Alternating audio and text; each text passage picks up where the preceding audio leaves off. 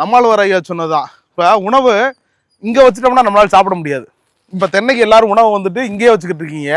தென்னை திரும்பி திரும்பி சாப்பிட்ற மாதிரி இருக்குது. புதிதாக சல்லிவர்கள் உருவாக்க மட்டும்தான் இருக்குது.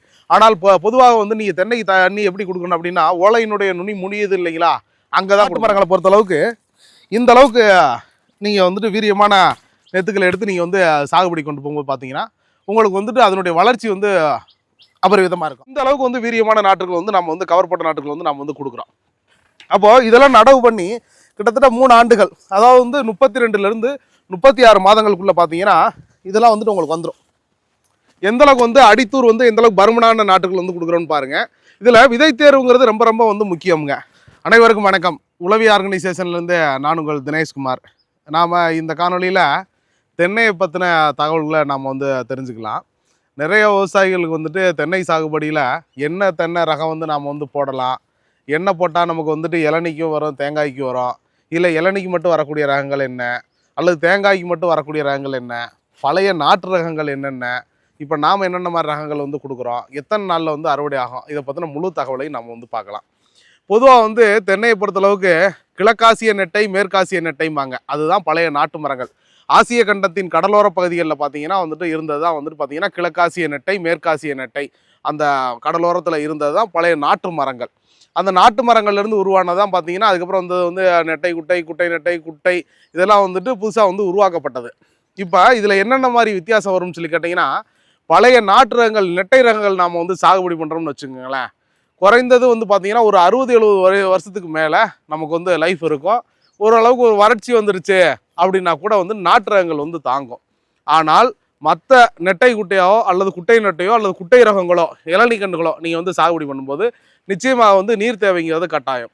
அப்போ நீர் மேலாண்மை முதல்ல நம்ம பார்த்தோம் அப்படின்னா, நடவு பண்ணி குறைந்தது வந்து ஓராண்டுக்கு அல்லது 2 ஆண்டுக்கு பார்த்தீங்கன்னா 30 லிட்டர் பெர் டே அப்படிங்கிற அளவில் வந்து நம்ம வந்து கொடுக்க வேண்டியது இருக்கும்.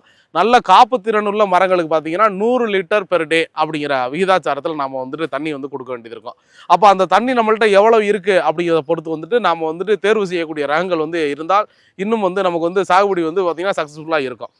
இப்போ நெட்டை ரகங்களை தவிர்த்துட்டு, அதாவது பழைய நாட்டு ரகங்களை தவிர்த்துட்டு உங்களுக்கு நெட்டை குட்டையில் போனோம் அப்படின்னா காய் வந்து உங்களுக்கு பார்த்தீங்கன்னா இந்த மாதிரி வந்து நாற்றுகள் வந்து நம்ம வந்து கொடுக்குறோம். இப்போ நீங்கள் வந்து பார்க்கலாம், கிட்டத்தட்ட 10 மாதங்கள் 11 மாதங்கள் தாண்டிய நாற்றுகளை வந்து நாம் வந்து கொடுக்குறோம். இந்தளவுக்கு வந்து வீரியமான நாற்றுகள் கிட்டத்தட்ட இந்த ஓலைகளே பார்த்தீங்கன்னா உங்களுக்கு வந்து ஓலைகளை வச்சே நீங்கள் வந்து கணக்கு பண்ணிடலாம் இது வந்து எத்தனை மாத செடி அப்படின்னு சொல்லிட்டு. அதே மாதிரி நெட்டை குட்டையை பொறுத்தளவுக்கு நெட்டை குட்டையாக இருந்தாலும் குட்டை நெட்டையாக இருந்தாலும் வந்து மட்டையினுடைய நீளத்திலிருந்து மட்டை உருவாகிற கால அளவும் பார்த்தீங்கன்னா ரெண்டுமே வந்து வேறுபடும். இப்போது எடுத்துக்காட்டுக்கு நெட்டை குட்டை சாகுபடி பண்ணுறீங்க அப்படின்னா குறைந்தது 40 நாள் 45 நாளைக்கு ஒரு மட்டை தான் வந்து வெளியே வரும். அதே மாதிரி வந்து உங்களுக்கு வந்து பார்த்தீங்கன்னா அறுவடையும் பார்த்தீங்கன்னா வந்துட்டு உங்களுக்கு வந்து ஒரு 7லேருந்து 8 அறுவடை வந்து ஆண்டொன்றுக்கு வந்து இருக்கும். அதே நீங்கள் குட்டை நெட்டை போயிட்டீங்க அப்படின்னா 30லேருந்து 32 நாட்களுக்குள்ளே பார்த்தீங்கன்னா நமக்கு வந்து பார்த்தீங்கன்னா அறுவடைங்கிறது பார்த்தீங்கன்னா அது குருத்தோலைகள் பார்த்தீங்கன்னா வர ஆரம்பிக்கும். அப்போது இந்த எந்த அளவுக்கு வேகமாக வந்து குருத்தோலைகள் வருதோ அதை பொறுத்து தான் வந்து அறுவடைக்குரிய காலத்தையும் வந்து நம்மளால் வந்து கணக்கிட முடியும். இப்போ நெட்டை குட்டைன்னு வச்சுங்களேன், குறைந்தது வந்து 40 மட்டைகள் இருந்தால் மட்டும்தான் வந்துட்டு பார்த்தீங்கன்னா நாம் வந்துட்டு உங்களுக்கு வந்து முதல் பாலையே வந்து தள்ள ஆரம்பிக்கும். ஆனால் நீங்கள் குட்டை நெட்டை நீங்கள் எடுத்துக்கிட்டீங்க அப்படின்னா 36 பாலைகள் இருந்தாலே வந்துட்டு உங்களுக்கு பார்த்தீங்கன்னா வந்துட்டு உங்களுக்கு வந்து குருத்தோலைகள் வந்து 36 குருத்தோலைகள் வந்த பின்னாடியே பார்த்தீங்கன்னா பாலை வந்து தள்ள ஆரம்பிச்சிடும். அப்போது குட்டை நெட்டை நீங்கள் எடுத்துக்கிட்டிங்கன்னா கங்கா பாண்டா இருக்கட்டும், அல்லது சிரஞ்சீவியாக இருக்கட்டும், அல்லது வந்துட்டு மலேசியன் கிரீனாக இருக்கட்டும், இதெல்லாம் பார்த்தீங்கன்னா 3 ஆண்டுகளுக்குள்ளே பார்த்தீங்கன்னா வந்து பாலைகள் வந்து தள்ள ஆரம்பிச்சிடும். ஆனால் நீங்கள் அப்படி நெட்டை குட்டைக்கு போயிட்டீங்க அப்படின்னா 4 ஆண்டுகளுக்கு மேலே தான் தள்ள ஆரம்பிக்கும். அதே நீங்கள் நாட்டு ரகங்களுக்கு போயிட்டீங்க அப்படின்னா குறைந்தது 4.5லேருந்து 5 வருடங்கள் வந்து ஆயிரும். அதே மாதிரி மட்டையினுடைய நீளத்தை பொறுத்து வந்து இடைவெளியை வந்து நீங்கள் வந்து தீர்மானம் பண்ணுங்கள். அதுதான் வந்து உங்களுக்கு வந்து எளிமையாக இருக்கும். இது நிறைய விவசாயிகள் வந்து நான் 20க்கு 21 வந்து நடவு பண்ணிட்டேன் என்ன செய்யட்டும்ங்கிறீங்க. சிலர் வந்து 18க்கு 18லாம் போட்டோம்ங்கிறீங்க. 20க்கு 20 18க்கு 18லாம் வந்து தென்னையில் வந்து சாகுபடி அந்த ஸ்பேசிங்னு சொல்லுவாங்க இல்லைங்களா, அது வந்து ரொம்ப குறைவானது. அப்போது ஒரு மட்டையினுடைய நீளம் என்னன்னு சொல்லி தெரிஞ்சுக்குங்க. இப்போ நெட்டை குட்டையாக இருக்குன்னா நெட்டை குட்டையினுடைய நீளம் பார்த்தீங்கன்னா மட்டையுடைய நீளம் பார்த்தீங்கன்னா 12 அடி நீளம் வரும். அப்போ 2 மட்டைகள் வந்து நீளம் போது கிட்டத்தட்ட 24 அடி. நீங்கள் 25 அடிக்கு ஒன்று வச்சா தான் நடுவில் வந்து ஒரு அடியாவது வந்து கேப் இருக்கும். அதே மாதிரி நீங்கள் குட்டை இன்ட்டு நெட்டைக்கு போகிறீங்க அப்படின்னா உங்களுக்கு 2 பர்பஸ். முதல்ல ஒரு 10-15 வருஷத்துக்கு நீங்கள் இளநீ எடுத்துக்கிட்டாலும் அடுத்து வரக்கூடிய காலங்களில் நம்ம வந்து தேங்காய்க்கு விடலாம், அதாவது கொப்பரைக்கு விடலாம். அதாவது கொப்பரைக்கும் ஆகும் இல்லைங்க. இப்போ மழை காலமாக இருக்குது இளநீ வந்து விற்பனை வாய்ப்பு வந்து குறைவாக இருக்குது, தாராளமாக நீங்கள் வந்து கொப்பரைக்கு வந்து விட்டுடலாம். அப்போ அதுக்கு வந்து எந்த அளவுக்கு வந்து இடைவெளி வைக்கணும் அப்படின்னா, ஒரு மட்டையுடைய நீளம் பார்த்தீங்கன்னா 10லேருந்து 10.5 அடி நீளம் வரும். அப்போ கிட்டத்தட்ட 21 அடி, 2 மட்டைகளுடைய நீளம் 21 அடி வரும். அப்போ நீங்கள் 23 அடிக்கு ஒன்று வைக்கும்போது தான் பார்த்தீங்கன்னா இடைவெளி வந்து சரியாக இருக்கும். அப்போ ஓரக்கால்லையும் இதே இடைவெளி வைக்கணுமான்னா தேவையில்லை. பொதுவாகவே மரங்கள் வந்துட்டு சூரிய ஒளியை முற்றுமுழுதாக வந்து அறுவடை செய்யக்கூடியது. சூரிய ஒளி எங்கே கிடைக்குதோ அதை நோக்கி வந்து போய்கிட்டே வந்து இருக்கக்கூடியது. அப்போ ஓரக்காலில் சாகுபடி பண்ணும்போது நீங்கள் 15 அடிக்கு ஒன்றே வந்து உங்கள் வரப்புகளில் வந்து நீங்கள் வந்து சாகுபடி பண்ண முடியும். ஆனால் தனிப்பயிராக தென்னை நீங்கள் சாகுபடி பண்ணுறீங்க அப்படின்னா, உங்களுக்கு இதே இளநீ கண்ணா இருந்துச்சு அப்படின்னால் கூட 22 அடிக்கு குறையாத இடைவெளியில் நீங்கள் வந்து சாகுபடி பண்ணிடணும். நாம் சொல்கிறது 23 அடிக்கு 23 அடி வச்சிங்கனாலே ஒரு ஏக்கர் கிட்டத்தட்ட 100 மரங்கள் வரைக்கும் சாகுபடி பண்ண முடியும். நெட்டை குட்டையாக இருந்தாலும் நாட்டு மரங்களாக இருந்தாலும் நீங்கள் 25 அடிக்கு ஒன்று போயிட்டீங்க அப்படின்னாலே வந்துட்டு உங்களுக்கு வந்துட்டு ஒரு ஏக்கருக்கு ஒரு 69லேருந்து ஒரு 70 மரங்கள் வந்து சாகுபடி பண்ண முடியும். எந்த அளவுக்கு வந்துட்டு இப்போ அவங்களுக்கு மலேசியன் கிரீன் கங்கா பண்ணலாம் பார்த்தீங்கன்னா இந்த அளவுக்கு வந்து வீரியமான நாட்டுகள் வந்து நம்ம வந்து கவர் போட்ட நாட்டுகள் வந்து நம்ம வந்து கொடுக்குறோம். அப்போது இதெல்லாம் நடவு பண்ணி கிட்டத்தட்ட 3 ஆண்டுகள், அதாவது வந்து 32லேருந்து 36 மாதங்களுக்குள்ளே பார்த்தீங்கன்னா இதெல்லாம் வந்துட்டு உங்களுக்கு வந்துடும்.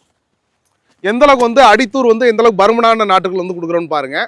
இதில் விதை தேர்வுங்கிறது ரொம்ப ரொம்ப வந்து முக்கியங்க. எல்லா நாட்டுகளைப் போலவே தென்னையில் பார்த்தீங்கன்னா நாம் எந்த வயசு மரத்துலேருந்து நாற்று எடுக்கிறோம், நெத்து எடுக்கிறோம், அதை பொறுத்து தான் வந்துட்டு அந்த மரத்துக்குரிய லைஃப்பும் இருக்கும். இப்போ நாட்டு ரகங்கள் எடுத்துக்கிட்டிங்க அப்படின்னா குறைஞ்சது ஒரு 45-50 வருஷத்துக்கு மேலான மரங்கள்லேருந்து நெத்து எடுத்து போடலாம். அப்படி போட்டிங்கன்னா அதனுடைய காய்ப்பு திறன் பார்த்தீங்கன்னா நல்ல காய்ப்பு மரத்தை வந்து எடுத்து போடும்போது அது வந்து அந்தளவுக்கு வந்து வீரியமாக இருக்கும். ஆனால் குறைந்தது நெட்டை குட்டையாக இருந்தாலும் நாட்டு ரகங்களாக இருந்தாலும் ஒரு 40 வருஷம் மரத்துலேருந்து நெத்து எடுக்கும்போது அது வந்து சரியாக இருக்கும். அதே மாதிரி குட்டை ரகங்களாக இருந்தாலும் குட்டை நெட்டை ரகங்களாக இருந்தாலும் குறைஞ்சது 20 வருஷம் 25 வருஷத்துக்கு மரத்துக்கு மேலான மரங்கள்லேருந்து நீங்கள் நாற்று எடுத்து போடும்போது தான் அதனுடைய வளர்ச்சி பார்த்தீங்கன்னா அவ்வளோ அபரிவிதமாக இருக்கும். இதில் ரெண்டாவது வந்துட்டு உங்களுக்கு இளநீ கன்று குட்டைக்கு மட்டும் போகிறேன் அப்படின்னு நீங்கள் முடிவு பண்ணுறீங்கன்னு வச்சுங்களேன். அப்போ குட்டைக்கு போகிறீங்கன்னா என்ன கலர் போகிறீங்கன்னு பார்க்கணும். பச்சை போகிறீங்களா, மஞ்சள் போகிறீங்களா, அல்லது ஆரஞ்சு போகிறீங்களா, அதாவது வந்து எம்ஓடியா சிஓடியா அப்படிங்கிறத நீங்கள் வந்து முடிவு பண்ணிட்டு போனோம். நிறையா வந்துட்டு இந்த குட்டை ரகங்களில் வந்துட்டு பார்த்தீங்கன்னா ரொம்ப எளிமையாக வந்து வெள்ளை தாக்குதல் வந்தே தீரும், யாராலையும் மறுக்க முடியாது. அதே மாதிரி வந்துட்டு உங்களுக்கு சிகப்பு கூண்டு வண்டாக இருக்கட்டும், காண்டாமிருக வண்டாக இருக்கட்டும், இதெல்லாம் வந்துட்டு ரொம்ப வேகமாக தாக்கக்கூடியதுன்னு சொல்லி பார்த்தீங்கன்னா குட்டை ரகங்கள். அதே இந்த குட்டை நெட்டையில் இதையே தாக்கம் இருக்குமா, பூச்சி நோய் தாக்குதல் இருக்குமான்னா பூச்சி நோய் தாக்குதல் இருக்கும். பட்டு குட்டையில் வர இளநிக்கண்ணில் வர அளவுக்கு பார்த்தீங்கன்னா அவ்வளோ அதிகமாக வந்து இருக்காது. அப்போ நெட்டை குட்டையில் எப்படி இருக்கும், குட்டை நெட்டையில் வரதை விட நெட்டை குட்டையில் இன்னும் குறைவாக இருக்கும். நாட்டு மரங்கள் எப்படி இருக்கும், நாட்டு மரங்கள் பூச்சி நோய் வந்தாலும் தன்னை தற்காத்துக்கிற திறனோடு வந்து இருக்கும். அப்போ அதனுடைய நெத்துகள் வந்து எந்த மாதிரி வந்து இருக்கணும் அப்படின்னு சொல்லி பார்த்தீங்கன்னா இந்த அளவுக்கு இருக்கணும். நாட்டு மரங்களை பொறுத்தளவுக்கு இந்த அளவுக்கு நீங்கள் வந்துட்டு வீரியமான நெத்துக்களை எடுத்து நீங்கள் வந்து சாகுபடி கொண்டு போகும்போது பார்த்தீங்கன்னா உங்களுக்கு வந்துட்டு அதனுடைய வளர்ச்சி வந்து அபரிவிதமாக இருக்கும். ரெண்டாவது வந்து தென்னை மட்டும் நான் வந்து தனிப்பயிராக சாகுபடி பண்ணுறேன் அப்படின்னு நிறைய விவசாயிகள் வந்து சொல்கிறீங்க. தென்னையை தனிப்பயிராக சாகுபடி செய்வதை விட நீங்கள் 25 அடிக்கு ஒன்று வச்சுட்டு நீங்கள் இன்டர் கிராப் கல்டிவேஷனுக்கு ஊடுபயிர் சாகுபடிக்கு போகும்போது தான் தென்னை விவசாயம்ங்கிறது ஒரு சக்ஸஸ்ஃபுல் அக்ரிகல்ச்சர் ஃபார்மியாக ரன் பண்ண முடியும். ஏன்னு கேட்டிங்கன்னா இந்த வட்டப்பாத்தி முறையில் எல்லாருமே தண்ணி விடுறீங்க. பொதுவாகவே வந்துட்டு ஒவ்வொரு செடியினுடைய உணவுக் குழல்கள்னு சொல்லக்கூடிய சைலம் புளோயம் அமைப்பு, அந்த உணவுக் குழல்கள் எங்கே இருக்குது அப்படின்னு நம்ம வந்து தெரிஞ்சுக்கலாம். நம்மால் வர ஐயா சொன்னதான், இப்போ உணவு இங்கே வச்சுட்டோம்னா நம்மளால் சாப்பிட முடியாது. இப்போ தென்னைக்கு எல்லாரும் உணவை வந்துட்டு இங்கேயே வச்சுக்கிட்டு இருக்கீங்க. தென்னை திரும்பி திரும்பி சாப்பிட்ற மாதிரி இருக்குது. புதிதாக சல்லிவர்கள் உருவாக்க மட்டும்தான் இருக்குது.